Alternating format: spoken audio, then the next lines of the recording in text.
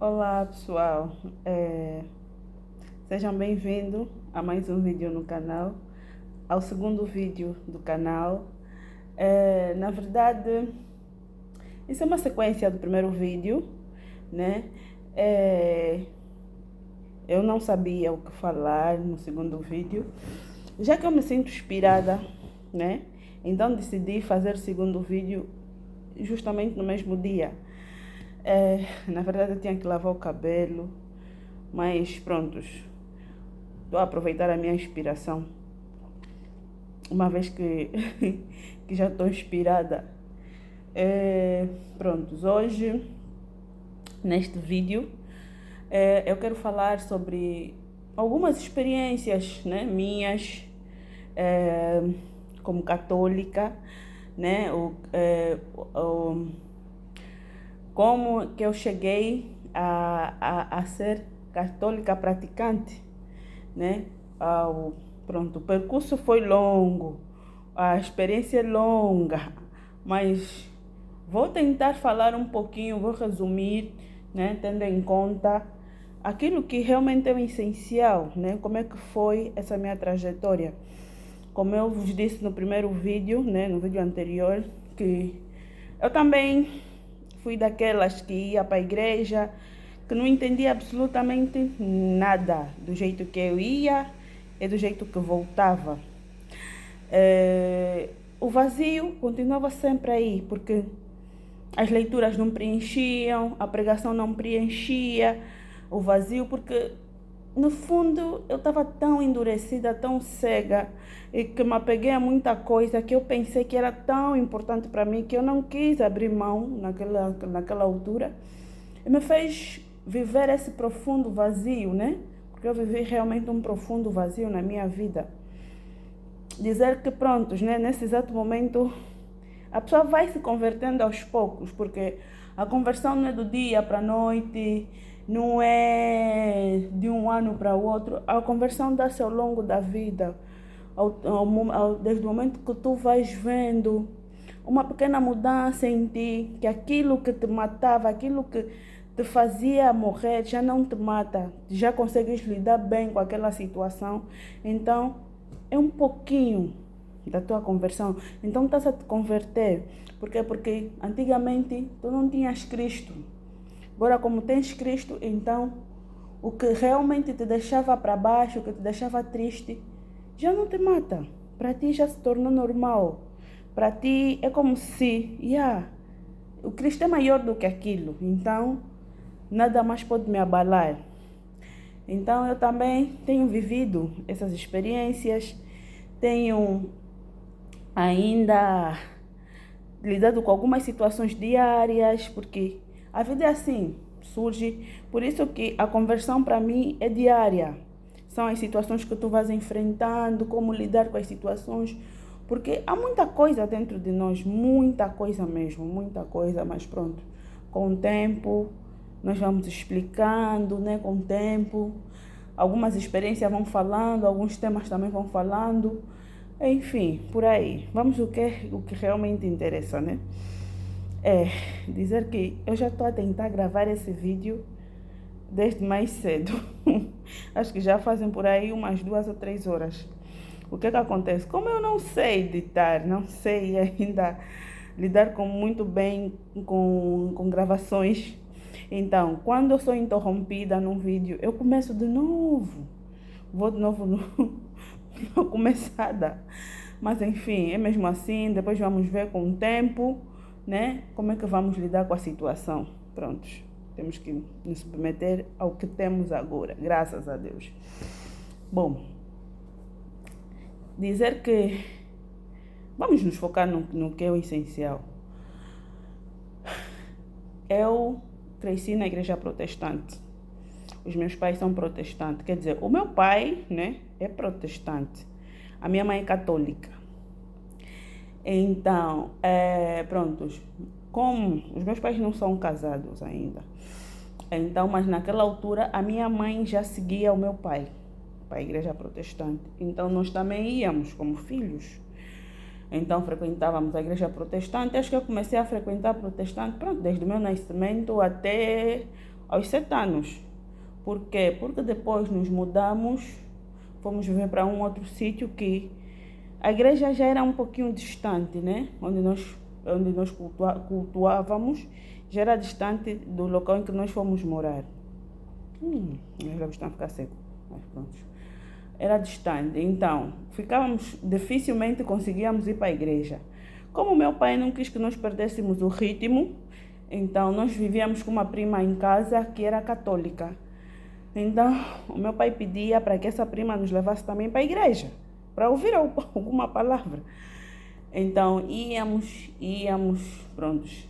Com o tempo eu acabei me envolvendo com o catolicismo, não no verdadeiro sentido, mas fui uma criança, fui frequentando a igreja normalmente. Depois, com os 12 anos, acho que com uns 10, 12 anos, uma amiga minha muito próxima, muito querida, uma das minhas besties, na altura convida-me para fazer parte do grupo Yami. Yami é um grupo de crianças, de crianças e adolescentes, né? Yami, Infância e Adolescência Missionária. Então eu comecei a fazer parte da Yami, cresci na Yami, acho que entrei com 10 aninhos na Yami, 10 a 11. Então, quando eu completei 17 anos, eu fiz parte, pronto, tinha que subir, né? Normalmente, tu fazes parte da Yami até os 16 anos, 17 anos, tu tens que ir para a Liga. A Liga já é mais adulta. Então eu fui para a Liga. Aí também, como já estava a entender, já tinha algum entendimento na vida, já conseguia perceber as coisas. Então, pronto, eu fui vivendo a minha vida na Liga, até que eu me tornei vice-coordenadora da Liga. E, sendo vice-coordenadora, eu tinha a responsabilidade de instruir as crianças da Yami. E fui instruir as crianças por algum tempo. Mas só que eu, naquela altura, já estava envolvida com a fornicação, eu já estava envolvida. Eu era muito mentirosa. Realmente, isso é verdade. Eu era muito, mas muito mentirosa. Eu mentia muito, muito mesmo. Isso eu não posso negar. Então, a mentira é uma coisa que fazia parte de mim, a fornicação. E quando eu ia transmitir a palavra às crianças, eu não sentia a verdade, porque eu estava mergulhada em tanta coisa que o que eu transmitia, não, por mais que fosse até uma verdade, por mais que eu falasse aquilo que realmente estava ali escrito, mas ainda assim eu via que as crianças não estavam a aprender, porque eu sentia que o Espírito Santo não habitava em mim, por conta das situações que eu estava envolvida, né? Então, continuei com as crianças, incrível que pareça até, as crianças viam alguma verdade em mim, mas eu não via essa verdade em mim. O que eu sentia era um vazio, era como se faltava preencher um lado dentro de mim. E o que eu fazia? Eu preenchia esse vazio com a mentira, eu preenchia esse vazio com a fornicação, eu preenchia esse vazio namorando. Namorando não é porque é um namoro, não vou dizer um namoro, tá vendo, namora com aquele, não dá certo, vai nesse, não dá certo. Então eu vivi muito tempo assim. Mas o mais engraçado, chegou um tempo que esse vazio começou a apertar muito mesmo, porque eu, de qualquer jeito, eu quis entender por que eu sentia aquele vazio, porque eu não conseguia preencher aquele. Se eu tinha namorado, fornicava, mentia para me dar bem em casa, por que eu não conseguia preencher? Teve sempre uma coisa dentro de mim que não permitiu que eu saísse daí. Não sei porquê. Sempre teve isso que eu sentia algo que eu tinha que me apegar à igreja. Precisava me apegar à igreja, não sei porquê. Mas assim, sempre senti isso, que eu não devia jamais abandonar a igreja. E assim eu não fiz. Continuei a frequentar as missas, mas o engraçado disso é, tu vais para a missa, Do mesmo jeito que entraste, é do mesmo jeito que tu saíste. Tu não conseguias ver, eu não conseguia ver transformação em mim. Eu me questionava, mas por que eu ainda não consigo sentir a presença de Deus na minha vida? Eu oro, peço para Deus me ajudar, me tirar disso. Mas por que eu não consigo sentir a presença de Deus na minha vida? E eu vivi muito tempo a me questionar, porque eu não conseguia entender o vazio que eu sentia, né? O buraco enorme que eu tinha dentro de mim. E isso me levava muitas vezes à tristeza, porque eu me sentia mal amada. Por quê? Porque eu vivi um bom tempo pensando assim: vou arranjar um homem para ver se preenche esse vazio, porque eu vou ter que casar, vou ter que ter filhos e eu vou ser feliz. Na minha mente estava assim: eu vou ser feliz desse jeito, tendo um homem e tendo filhos e um lar. Na verdade, esse vazio tem situações que ocorreram atrás. Por isso é que existia esse vazio, mas como eu ainda não me sinto segura para falar do meu passado, da minha história, no verdadeiro sentido, não é que não seja, mas do princípio, né?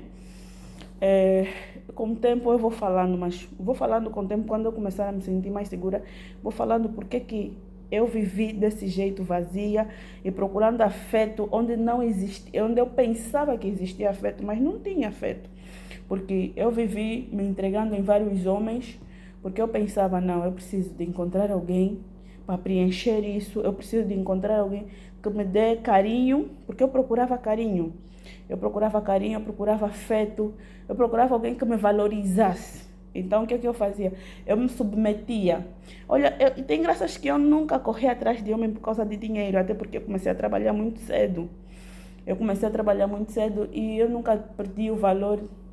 Os meus pais sempre me ensinaram que é eles que têm que me sustentar, é com eles, eu tenho que me virar com o que eles me davam. Então, isso cresceu em mim. Então, eu não me metia com homens por causa de dinheiro, eu me metia com homens para tentar encontrar um afeto. Então, eu me submetia, né? Se me traíssem, se não me traíssem, se falassem que não... Porque eu ouvi muito, não gosto de ti, só estou contigo porque enfim, porque... Então, mas eu dizia, vou só aguentar, ele com o tempo vai mudar. E eu achava assim, vou me relacionar com essa pessoa, ele vai gostar de mim.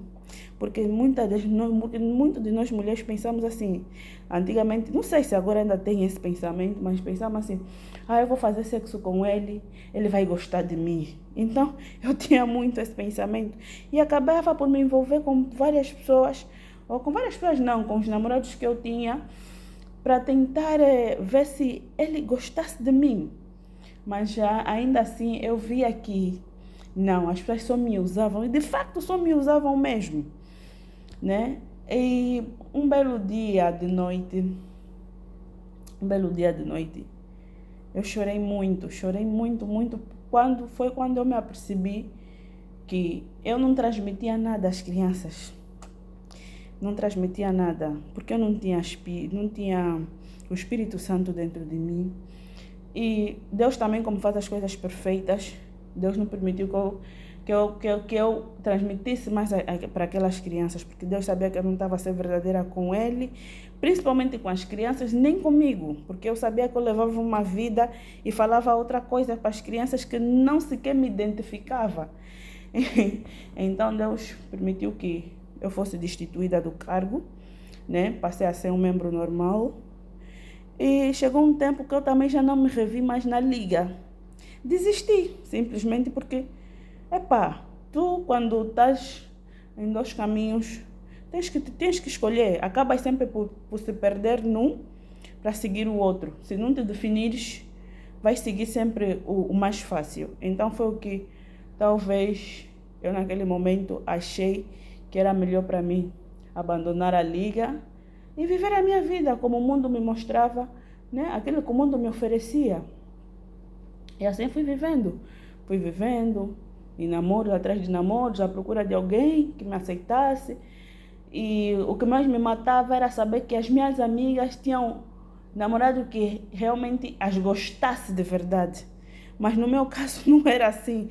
Eu questionava Deus, por que os homens não só me usam? Por que os homens... Eu faço de tudo, eu faço sexo com essas pessoas, mas ainda assim os homens só me brincam e eu não estou atrás de dinheiro, eu só quero alguém que me goste. Por quê? Por quê? Por quê? Por que a fulana está se dá bem e eu não me dou bem? Eu sempre me questionei desse jeito. Então foi aí que uma bela noite eu desabei. Naquele dia Deus permitiu que eu desabasse. Eu desabei, chorei toda a noite porque eu não entendia, porque eu sentia esse vazio.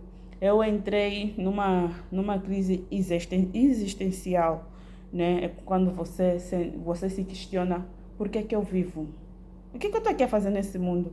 Por que as minhas coisas não dão certo? Então, eu questionei a minha existência. Estava a viver essa crise existencial. E eu sentia que nem a missa, nada, já não fazia efeito. Então, eu me entreguei. Eu disse, já que as coisas não vão mudar, então eu vou viver do jeito que eu quero. Me meti em grupos do WhatsApp, mas não é grupos naqueles grupos de encontros amorosos, não. É grupos eu até nunca fui muito de festas também, tem graças. Mas eu queria tanto esquecer de tudo que eu vivia, que eu comecei a frequentar as festas. Me metia nesse grupo de WhatsApp que organizavam festa, vamos. Vivia aquele momento, mas depois vinha a realidade. É incrível. Não tem como você fugir de uma realidade que está ali. Então, depois vinha tudo de novo, eu dizia, fogo, nunca vou me livrar disso, nunca vou me livrar desse vazio.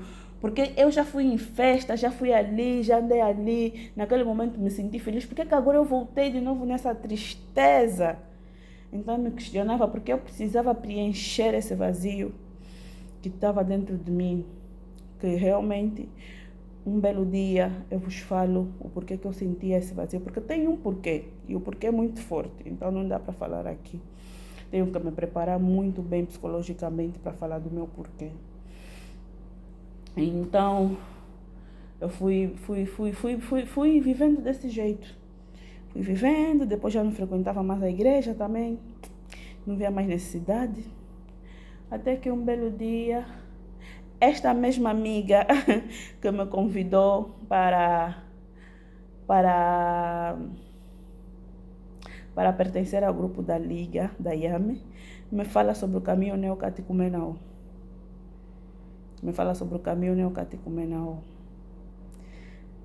A princípio, ela sempre me falava, mas eu não dava muita importância. Mas talvez ela sentiu, né, que eu precisava de um pulso firme, precisava de Deus na minha vida. Porque as pessoas sempre me viram como uma pessoa simpática, uma pessoa muito simples. De facto, eu sou muito simples mesmo. Então, talvez, como ela dizia, Valdirene, tu és uma pessoa muito boa, tu tens algo que Deus quer muito que tu vivas, mas tu não permites. Então,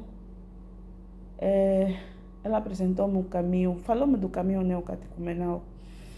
Eu comecei a frequentar as catequeses do caminho. E aí, a primeira pergunta que eu nunca pensei, a primeira pergunta que caiu em mim, que eu ouvi naquelas catequeses é: quem é Deus para ti? Eu, de facto, quando me perguntaram quem é Deus para mim, eu dizia, Deus é meu tudo, Deus é a minha vida, Deus é aquele que me cuida, que me sustenta, que me dá, que faz eu acordar de manhã, que me guia. Mas é engraçado que o catequista disse, eu não estou a te perguntar nesse sentido. Porque Deus cuida de todo mundo, Deus até o sol brilha para todos, os cristãos, os não cristãos, os crentes, os não crentes, o sol brilha para todos, Deus dá oportunidade para todo mundo. Mas eu estou a dizer, na tua vida, onde é que está Deus na tua vida? Com factos reais. E eu parei e pensei, eu nem tinha resposta para essa pergunta. Eu disse, Deus na minha vida. Não tem Deus na minha vida. Não Não dei essa, não dei. Eu fui para minha casa, eu fui para casa questionando sobre isso. Então, à medida que as catequeses foram evoluindo, eu fui percebendo muita coisa na minha vida. Fui percebendo, afinal de contas, que tudo que eu passei, a trajetória, era Deus que estava a permitir para que realmente eu chegasse até a Ele. Porque é incrível que eu sempre questionava Deus, por quê? Mas eu nunca parei para pensar o que Deus realmente queria comigo. Nunca. Porque eu sempre pensei que Deus tinha que fazer a minha vontade. Eu entendia que Deus tinha que fazer a minha vontade. Deus tinha que me dar tudo o que eu pensava, que eu imaginava, do jeito que eu idealizei. Deus tinha que fazer isso. Então, eu pensava que Deus era meu escravo. Porque era assim que eu pensava mesmo. Deus, porque eu me revoltava quando as coisas não davam certo. Por que Deus não fez isso comigo? Por que Deus... Então me revoltava. Esse Deus então também não me quer bem. Mas não.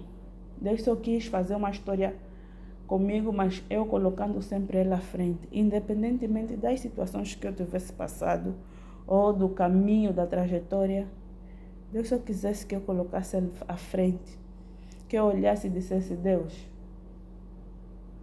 quem lidera a minha vida és Tu, não eu. É tanta coisa, pessoal, mas é tanta coisa que, enfim, às vezes paro e penso e digo, tudo que eu vivi, essa catequese, essa pergunta foi-me feita na Igreja Católica. E foi-me respondida, e nunca foi respondida por um catequista. Essa resposta eu tive ao longo da minha vida. Foram surgindo muitas experiências boas, ruins. Como, por exemplo, quando eu comecei a frequentar o caminho, não é que eu estava a me despertar já. Me despertar, aos poucos comecei a me desfazer de muita coisa, de largar o namorado, que eu sentia que não me preenchia em nada, não me fazia em nada, porque aquele vazio, porque eu não tinha Jesus Cristo na minha... Na verdade, eu sentia aquele vazio porque eu não tinha Jesus Cristo na minha vida. Então, eu entendi, a primeira coisa que eu entendi, não precisava de um homem, como eu achava que eu precisava. Então, me desfiz do relacionamento, né? Me desfiz. Olha aí, aconteceu algo, mas depois eu vou falar.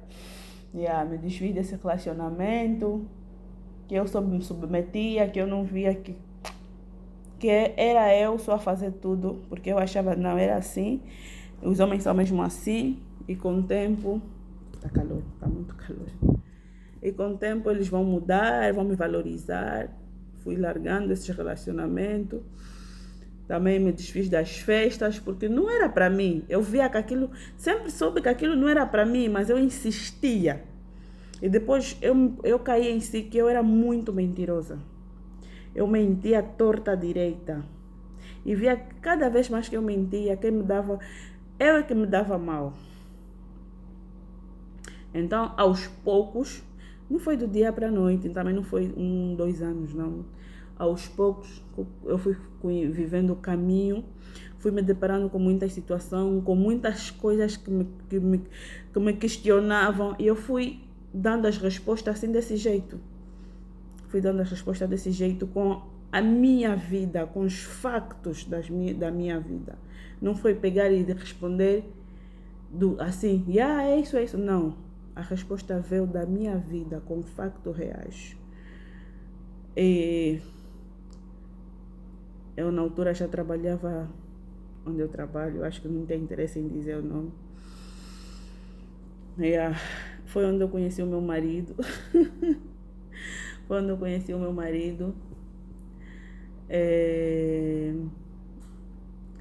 A princípio, eu não quis nada com meu esposo. Mas depois foram surgindo, olha, tenta dar uma oportunidade, não sei o que, blá, blá, blá, blá, blá, os colegas, dei uma oportunidade, fomos namorando. Com 8 meses de namoro, acho que com 8 ou 9, eu fiquei grávida. Fiquei grávida do meu primeiro filho.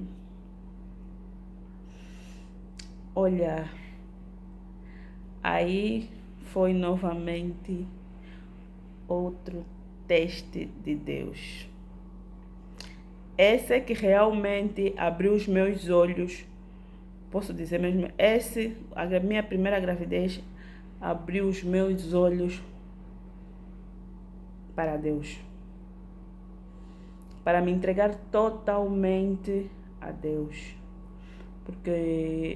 Mas eu acho que eu vou deixar esse vídeo para um outro canal. Quer dizer, essa abordagem para um outro vídeo. Porque, como eu digo, a história é muito longa. E tem coisas que eu ainda não me sinto preparada para dizer. Ainda não me sinto mesmo. Porque eu acho que eu estou a incultar muita coisa. Tem coisas que realmente eu quero dizer. Porque já não me mata falar disso, mas eu precisava mesmo dizer para as pessoas entenderem, né? Como realmente eu tive um verdadeiro encontro com Deus, sendo católica. Prontos. Mas vou dar um trecho, vou falar um trechinho aqui do meu esposo. Eu fiquei grávida. Sabem como é que são os homens que não frequentam a igreja? Meu esposo não aceitou a gravidez. Tira. Mas eu ali me vi já... como eu já estava a viver aquilo de Deus, né? Já estava a aceitar Deus na minha vida. E muitas das vezes eu nem sequer me apercebia que já estava em Deus. Eu não aceitei. Não aceitei fazer o aborto. Porque o meu esposo pensava assim. Na altura, nós dois fomos para nos candidatarmos para fazer o mestrado, né? Então, quando surge a gravidez, para o meu esposo foi um choque. Então, nós estamos a nos candidatar para fazer o mestrado, surge uma gravidez, vai interromper totalmente os nossos planos. Foi isso que o meu esposo pensou numa primeira instância, que os nossos planos seriam interrompidos. Então, para ele não se via mesmo. Mas é incrível que eu orava e Deus me dizia, diz a esse senhor que o filho não vai atrapalhar em nada e o filho vai crescer e ele não vai concluir o mestrado, porque eu vou fazer uma outra história com esse senhor. Incrível. Sempre que eu orava eu tinha essa sensação. O senhor, parece que o senhor me dizia, é o vosso filho que vai vos levar até a mim verdadeiramente. E assim aconteceu. Porque o meu esposo, ele nunca frequentou a igreja, né? Eu não sou aqui, não posso dizer. Ele nunca havia frequentado a igreja, ele não conhecia nada da palavra. Então, ele era muito capitalista, posso assim dizer. Era muito de viver de planos. Vamos viver isso, vamos fazer aquilo, eu pretendo ter isso, pretendo primeiro alcançar aquilo, com metas e com datas. Até 2000X eu vou ter que ter isso, vou ter que ter isso. E a primeira coisa que eu aprendi a me desfazer, porque eu também pensava assim, eu aprendi a me desfazer que não, os meus planos nunca vão ser os planos de Deus. No fundo, por mais que eu queira, por isso que às vezes eu acabava frustrada, por mais que eu queira que as coisas aconteçam assim, Deus vem sempre com uma resposta ao contrário. Por isso é que as coisas não aconteciam daquele jeito. Por isso é que as coisas não aconteciam daquele jeito. Olha, esse vídeo eu acho que está ficando muito longo. Vou dar sequência num outro vídeo, Talvez seja o terceiro vídeo do canal, mas vou dar sequência. Vou fechar esse para abrir um outro, Porque esse já está muito longo.